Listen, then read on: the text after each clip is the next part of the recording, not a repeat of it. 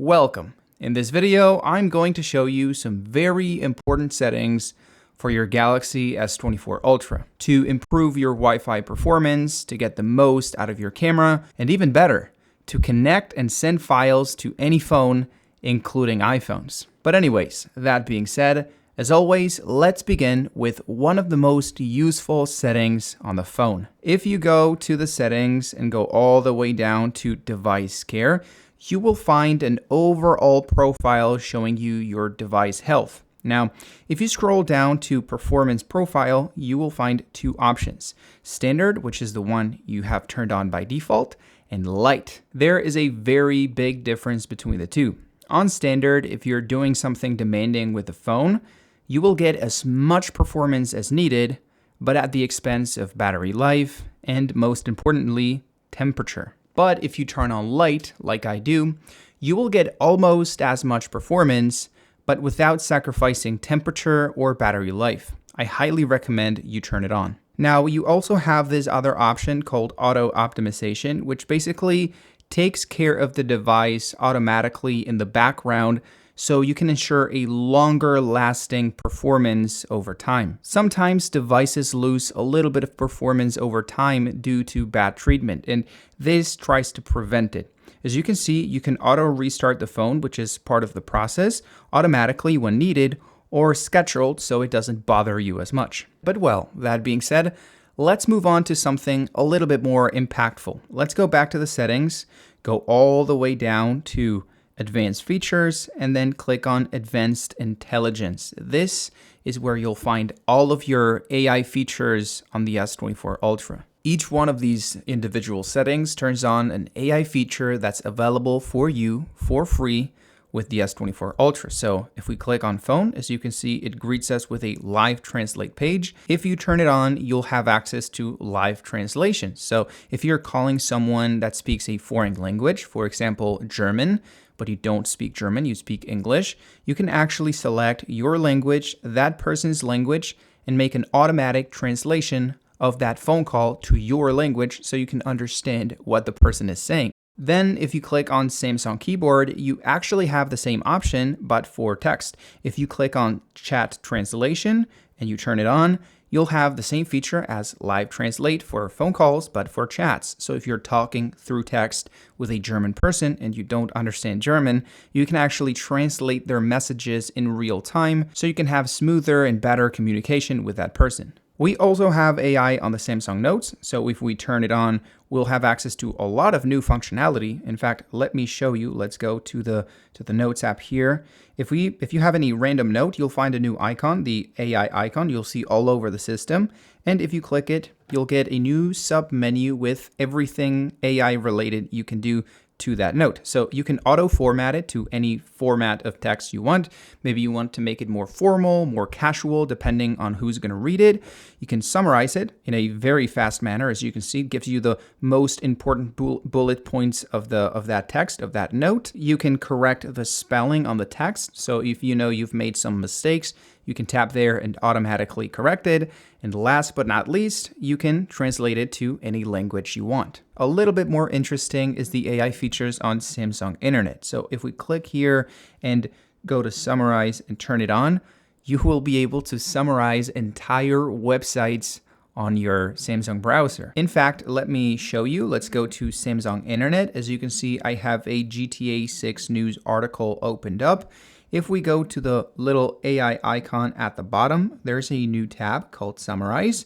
And if we tap it, very fast, by the way, we can get a summarization of the whole article, which is very convenient. Maybe not for when you're reading news for enjoyment like this, but if you're trying to read a 400, 4,000, 40,000 word document, and you don't really have that much time, having the option to summarize it into a couple bullet points of important information can be really handy. And well, as a lot of you probably know, there's also a lot of AI on the photo editor. So if we tap here and enable generative edit, you will be able to edit any photo you have on your gallery. So let's select, for example, this photo of my dog.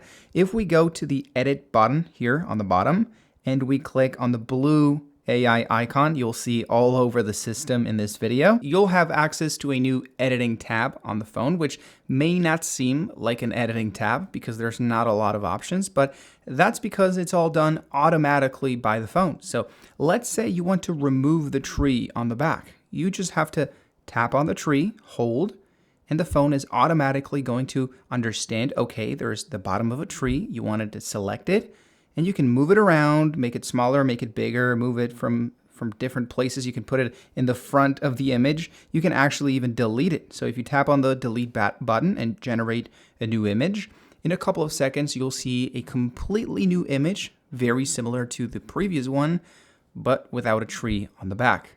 Maybe it does a slightly better job, maybe it does a slightly worse job. In this case, I think it's done a very convincing job. If you show this image to someone that didn't know there was a tree, they probably wouldn't know what's missing on the image. They probably can't really tell, even zooming in. It's very convincing. The generative AI has created a convincing background replacement. So yeah, really good. Now, probably one of the most popular AI features on the S24 Ultra is circle to search. So if you tap on the bottom and hold, you'll automatically be greeted with a new menu in which you can just basically circle anything you want, and you'll be greeted with a new pop-up, Google pop-up, that shows you the most important information about the thing you've circled. So in this case, it's my dog, it's a Border Collie. So first off, it tells me this is a Border Collie, gives me important information about the breed, shows me some images, some important questions, some news articles, Wikipedia. It basically does a complex search of all Google,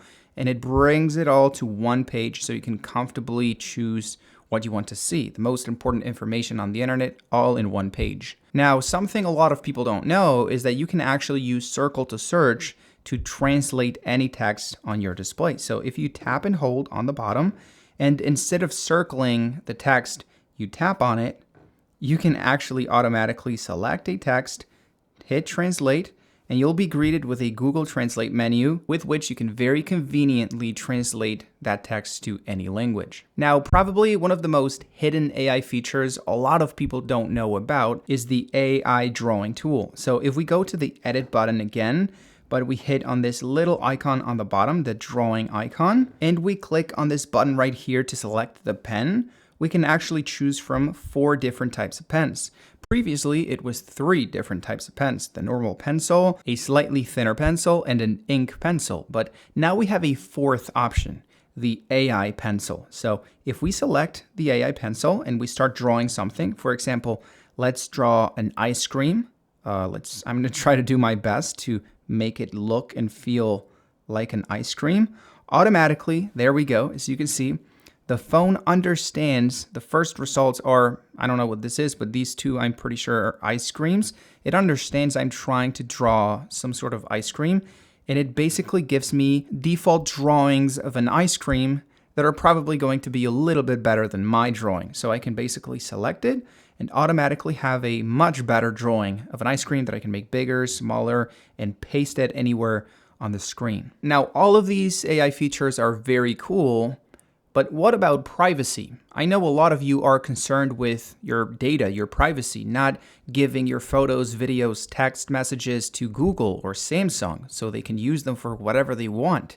Well, in that case, thankfully, there's this little icon, the process data only on device, with which, if you turn it on, you'll have access to on-device encrypted artificial intelligence exclusively, meaning you won't ever access the servers of Samsung or Google to enable any of these features, so you won't be giving your data to any of these companies. The features will be a little bit slower, but you'll also be properly protected. Oh, and by the way, before I forget, you have Amazon links for the best Galaxy S24 Ultra cases down below in the description, just in case at the end of the video you want to take a look. Now, that being said, let's move on to the connection settings. Let's go to Connections, click on Wi-Fi, click on the 3 dots at the top right, and click on Intelligent Wi-Fi. Here, if you scroll all the way to the bottom, you'll see your last tab is called Intelligent Wi-Fi. You probably won't see the Connectivity Labs tab as I do on my S24 Ultra. Fortunately, getting access is pretty easy. You just have to repeatedly tap on the Intelligent Wi-Fi icon, There you go, until you see a pop-up banner. After that, you'll see there's a new tab, a new bottom tab called Connectivity Labs, which if you click will give you access to a whole new connections tab with a lot more settings. If you scroll down to Home Wi-Fi Inspection, this is a very cool feature, and you hit Start, select your Wi-Fi router and click on Next. It will tell you if you're properly connected to the internet or if maybe the connection is a little bit faulty. In my case, as you can see, it says excellent. Your home Wi-Fi network is well configured, so I have no issues. But if it says otherwise, you may want to hit next. It basically gives you access to a very cool feature that allows you to scout for good Wi-Fi spots on your house, both to better locate your phone or to better locate your router so you can have an overall better connection. A little bit below, you have a Wi-Fi 7 mode, which I have turned off, although you probably have it turned on by default, because even though Wi-Fi 7 is very nice, it is the latest Wi-Fi standard available for any phone, and it's very fast. Most people don't actually have Wi-Fi 7 routers in their houses. In fact, as you can see based on my usage, I don't even have a Wi-Fi 6 capable router. It's a Wi-Fi 5 and a little bit of Wi-Fi 4. So turning it off, I basically save a little bit of battery life without necessarily affecting my usage because I don't even have access to Wi-Fi 7. Now, if you come to customize Wi-Fi list settings, you'll have access to one of the most useful settings on this tab, which is to show the band information. You'll see this is automatically turned off.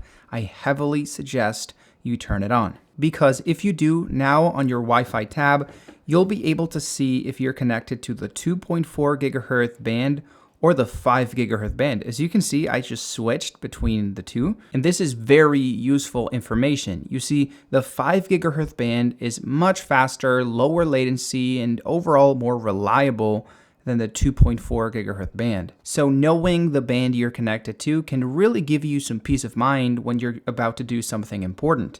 Now for the next tip, you actually have to download a small app. So let's go to the Samsung store, which is the only store with this app, and type Good Luck on the search bar. You'll see the first result is this little pink app called Good Luck, which is made by Samsung. It's free, there's no ads, so don't worry. And well, once you have it installed and click on it, you probably won't see what you're seeing right here because I already downloaded all the packages. You'll see slightly bigger bubbles with the information about the individual package and a download icon. My suggestion is you download all of them because they're very, very light. They don't really take that much space. Think about it as optional modifications for your S24 Ultra. In fact, you have two tabs. You have a Makeup tab, which is for more aesthetical changes, and then you have a Life Up tab, which is for more useful or use-based settings. In this case, I cannot really show you all because there's a lot of them, but I can show you my favorites. So let's click first on Pentastic, which is basically a settings tab or menu dedicated for the S Pen. As you can see, we can now select menus, different menus for the S Pen. If you take it off the phone, you'll see there's this little tab right here that opens a secondary menu, but you don't really have this one by default. This is the default one you'll see when you get the phone, which is a little bit boring. It occupies a lot of space. If you download Pentastic on Good Luck, you'll have more menu options. As you can see, there's a slightly smaller vertical one.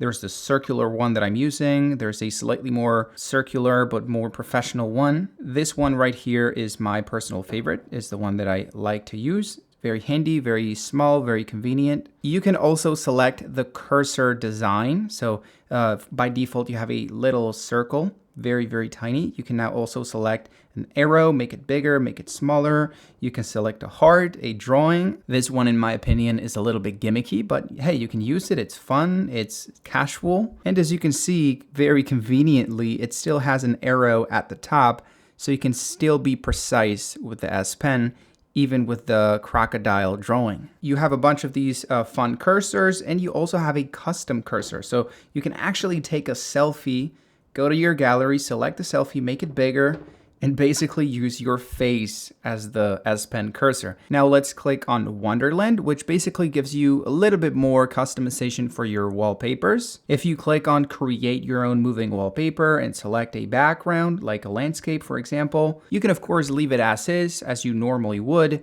but you can also edit it with a lot of customization options. So first, you can give it motion. So if you give it X motion, Y motion, Z motion, it will give you this sort of parallax 2.5D effect, very similar to the one we saw back in the day with the iPhone. You can also add particle effects, particle presets like rain. For example, you can add rain, make it slightly shorter, longer, faster, shorter. And well, this one is for a very small pocket of people, but if you go to Navstar and you turn it on, you'll have access to a third navigation method. So if you go to your settings, you go to display, and you go to the navigation bar menu, you would traditionally only have these two options, the buttons and the swipe gestures. But now you have this little tab called More Options with a third alternative, which is swipe from the bottom with 3 individual bars. And it's basically like a mix between the two. So traditionally, we would have the back button, the home button, and the multitasking button.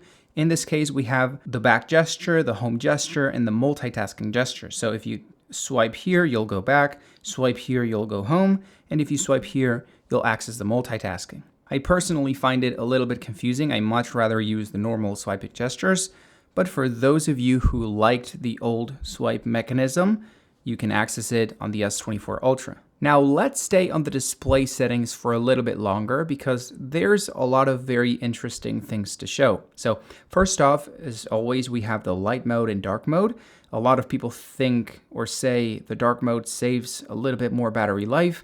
I'm here to say that is not the case. The difference between using the light mode and the dark mode is almost imperceivable. We're maybe talking about 1% more battery life, a couple minutes. So if you like the lighter mode better, don't feel pressured into turning this on because you're going to save a lot of battery life. You will save a couple minutes, but I don't think it's worth it if you don't really like this darker tone. Another tip here is on the motion smoothness settings. A lot of people seem to believe that using the phone on the standard 60 Hz settings is going to save a little bit more battery life, but it is not the case because the 120 Hz mode is actually adaptive. It goes from 1 Hz all the way up to 120 FPS. So you can actually take advantage of smoother motion, but also saving more battery life when you're not touching the display because it goes all the way down to 1 Hz. So it ends up burning as much battery life as the standard 60 Hz all the time option. I heavily suggest you leave it on adaptive. Now, speaking of adaptive, there's this new tab called Adaptive Color Tone, which is basically going to shift the color temperature on your phone's display based on the lights and the color temperature of your environment. So if I turn it off, as you can see, the phone feels and looks a lot colder, and that's because that's the default color tone and temperature for the S24 Ultra.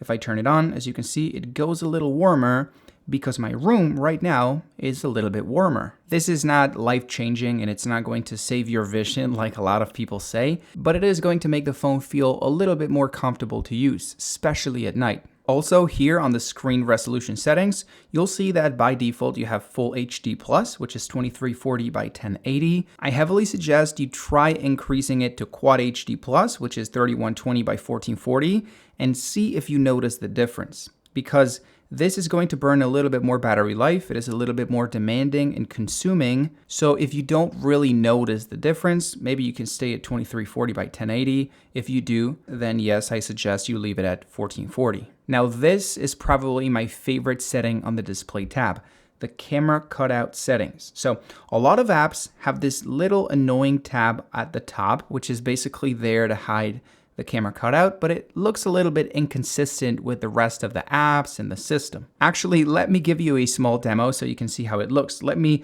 hide the camera cutout on Subway Surfers. Let's open the game up.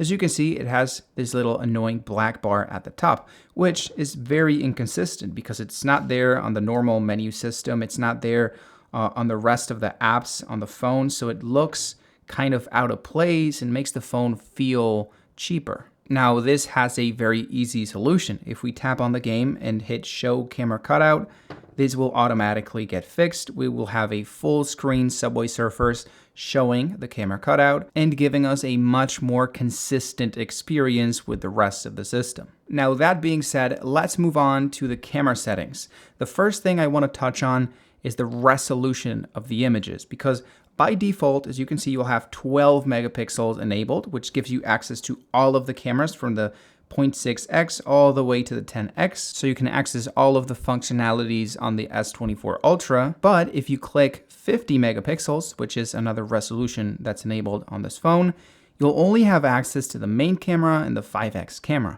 And if you enable 200 megapixels, you'll only have access to the main camera. And I say this because I'm pretty sure some people will leave it at 50 or 200 by mistake, and we'll see that, oh, they all of a sudden don't have the other cameras. They don't have access to the ultra-wide camera, to the 3x camera, and they won't know what happened, what to do. Well, that's because all those other cameras are only available with a 12 megapixel resolution. Now, for video, something I highly recommend is you switch up the resolution all the way up to Ultra HD or 4K at 30 FPS. I think by default, the phone gives you a full HD option, which is fine. Doesn't really matter. It's full HD video. It's okay. But 4K looks much better, much better on this phone.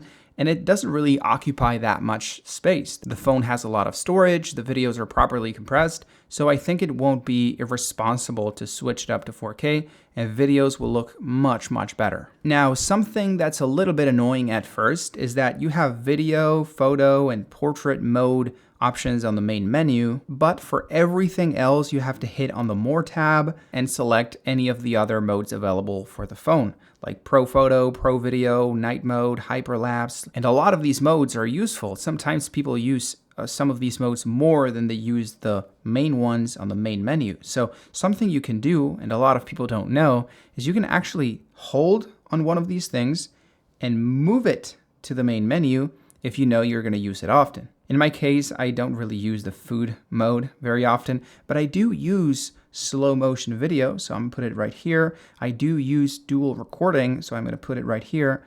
And I do use Pro Video, so I'm going to put it right here. Now I basically have a custom main menu with all of my most used functionalities. Now, one of the coolest features on the camera, which a lot of people don't know exists, is dual recording. This basically lets you record the selfie camera and the rear camera at the same time. So you can basically react to what you're seeing in front of you in real time. But this is a settings video, so let's go to the camera settings on the top left so we can customize a little bit of the back end of the camera. First off, let's click on Intelligent Optimization. As you can see, there's 3 different options: maximum, medium, and minimum. This one will give you the best quality photos, but also a lot of latency. So there's going to be a slightly higher than average time frame between the moment you take a photo and the moment you can take another photo. And this one, the minimum, is going to give you the least amount of processing, so the photo is not going to look as good, but it's also going to have no latency, so you can take a lot of photos very fast. I personally believe maximum is okay because the latency is not that high, but if it bothers you, you can turn it down to medium or even minimum. Now here in Advanced Picture Options, we have the option to turn on High Efficiency Pictures, or HEIF pictures, which occupy a lot less space, but have a little bit less quality because they are more compressed. If you think you don't really need that much quality and you want more quantity, so you want to take more photos, you can turn it on and probably have 30 to 40% more space for photos on your phone. Now, something you probably should keep in mind is that those were photo settings. If we want to access the video settings, we have to tap on the video icon, then go back to the settings, and you'll basically have different options specially meant for video. As you can see, there's an advanced video option instead of an advanced photo option with more of like an equivalent. Instead of high efficiency photos, it's high efficiency videos, but it's more of the same story. If you select HEVC video, it is going to look a little bit worse because it's a little bit more compressed, but it's also going to let you record more videos on the same space. Also, I highly recommend you turn the grid lines on, which are these 4 different lines separating the video or photo feed into 9 different squares. Don't worry, it is not going to show in the end result, but it's going to help you frame your photos and videos better so things look a little bit more properly composed and you can get better results out of your camera. And last, but definitely not least, if you click on Camera Assistant, there's two very important options you have to know about. First, there's the zoom shortcuts. So you can actually enable or disable different zoom ranges that are not the main zoom ranges from the cameras. In this case, we have 2x, 10x, and 100x. I don't recommend you turn them all on because the camera layout is going to be a little bit of a mess. But if you know you're going to use one of these relatively often, you can turn it on. And you also have the option for auto HDR pictures. If you like natural looking photos or you want to edit your photos, I recommend you turn this off because it's going to do a lot of artificial processing to the image to make it look good on paper, but it's also going to suck the fun out of your photography because it's going to make every photo look good no matter how good you are as a photographer. So if you like photography, turn it off. Now, something a lot of people don't know is that when you open the keyboard, as you can see, there's a little tab at the top with some quick actions. You can actually change and remove those quick actions for the ones you want. So if you click on the three dots right here, you'll access the main menu for those options. You can take one away. You can put another different one here. You can basically customize it as much as you want. Moving on, and this one is a little bit more advanced. If we go to the settings, we go down to modes and routines. We select routines and we click on the plus icon to create a new routine. We can actually create automated actions that the phone will trigger when you do something else. There's ifs, which is things you do. And then there's thens, which is things the phone does in reaction to your ifs. So let's add a new if. For example, let's say I want to open an app. I can select any app I want on the phone. For example, the calculator. There we go, done. So if I open the calculator app, then the phone will do basically whatever I want. As you can see, there's a lot of options of things the phone can do if I open the calculator app. Let's say I want to disable the Wi-Fi.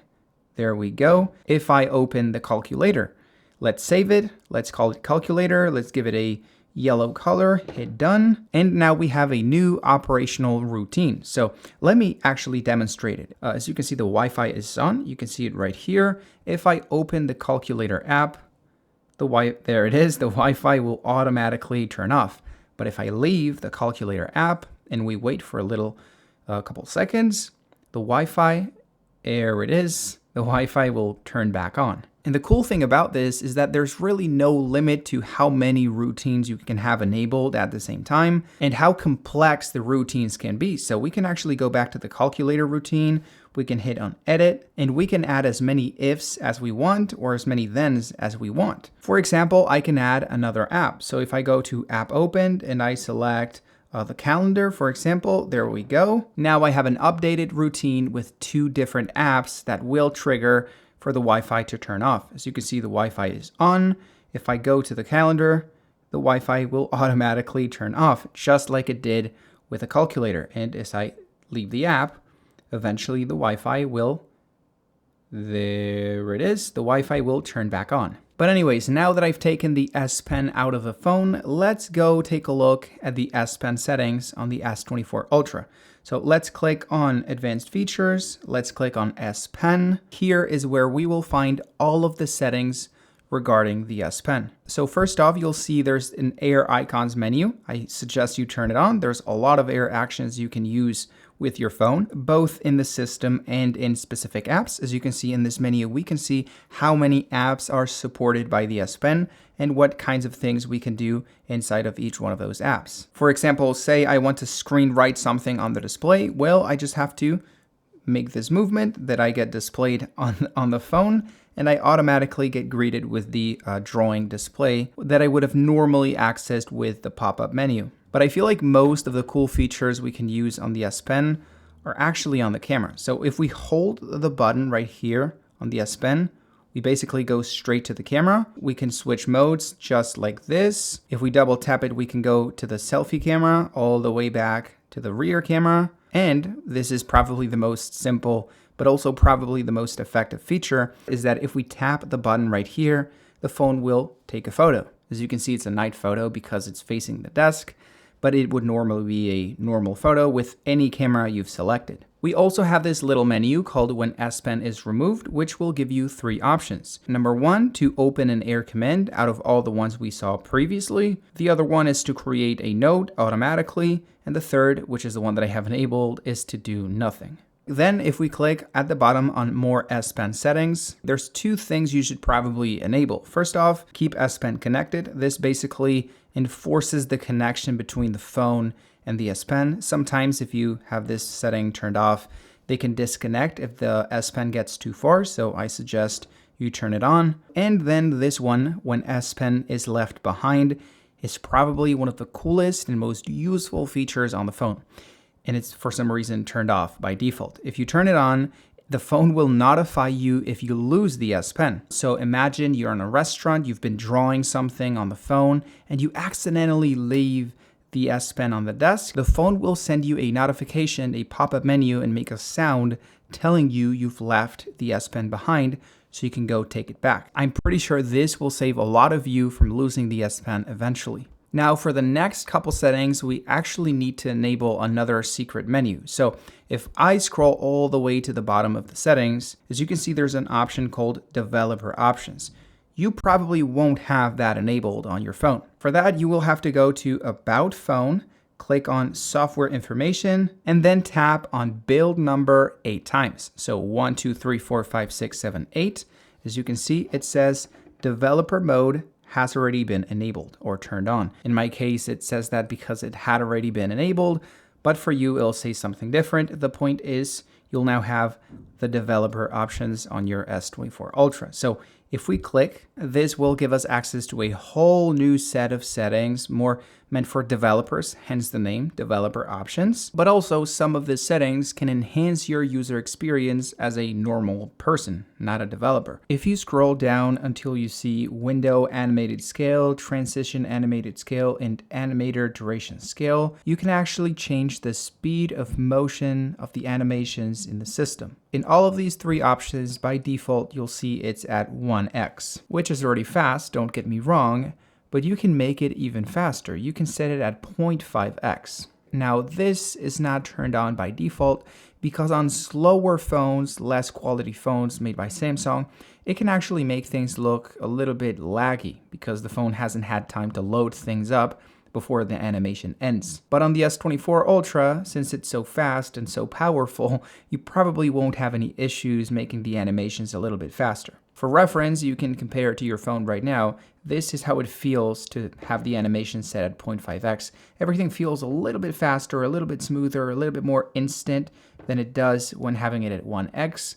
So yeah, on the S24 Ultra, I do recommend you turn this on, but be careful because on lower end phones, it can make things look a little bit laggy. Now let's move on to the notification settings. So let's go all the way down to accessibility. Here you want to click on advanced settings, and then you want to tap on flash notifications. Let's click, and as you can see, there's 2 options. There's camera flash notifications and screen flash notifications, both very descriptive, by the way. So let's turn both on so you can see how they look.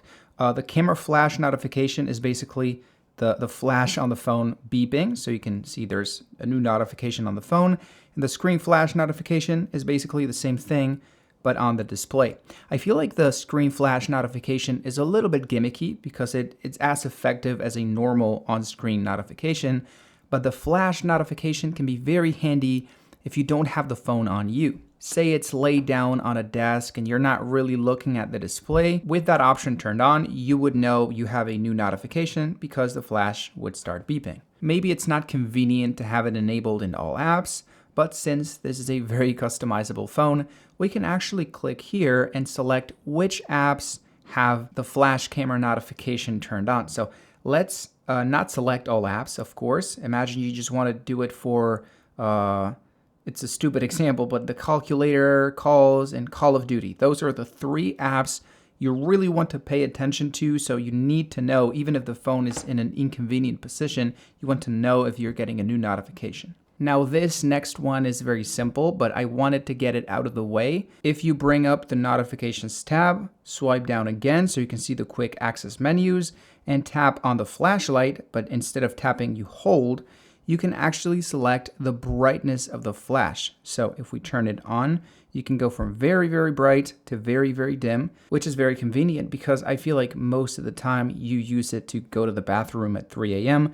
And at that time, you don't really want a very strong light. So you can set it to minimum and have a slightly less intrusive experience at 3 a.m. But anyways, let's go back to the main page on the settings because there's something very useful a lot of people don't know about. And it's that if we scroll all the way down to advanced settings and we click on side button, we can actually toggle a quick action for 2 taps and 3 taps on the side button. So for 2 taps, for example, we can quick launch the camera, we can open Samsung Wallet, or we can open any app we want.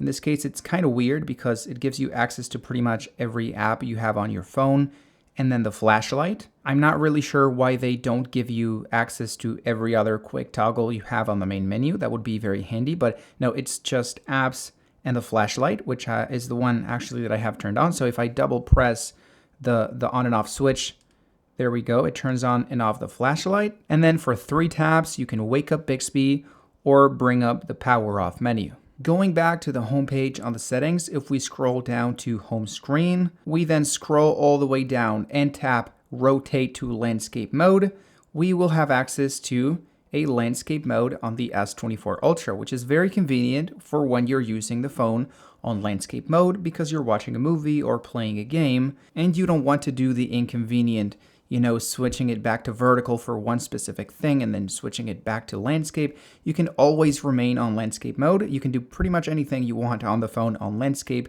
if you have this mode enabled. But anyways, that being said, the moment a lot of you have been waiting for, I'm going to show you how to send photos and videos without losing any quality to your Android phone, whether it is Samsung or other brands, and most importantly, to your iPhone. Yes, this was not an option before, and it's very convenient. It is basically like AirDrop, but for every phone available in existence. So if you go to your gallery and select any photo, for consistency, let's make it be the original dock photo from before, you can actually share it in a very fast and very convenient way with your other Samsung products, like a Samsung Galaxy S24.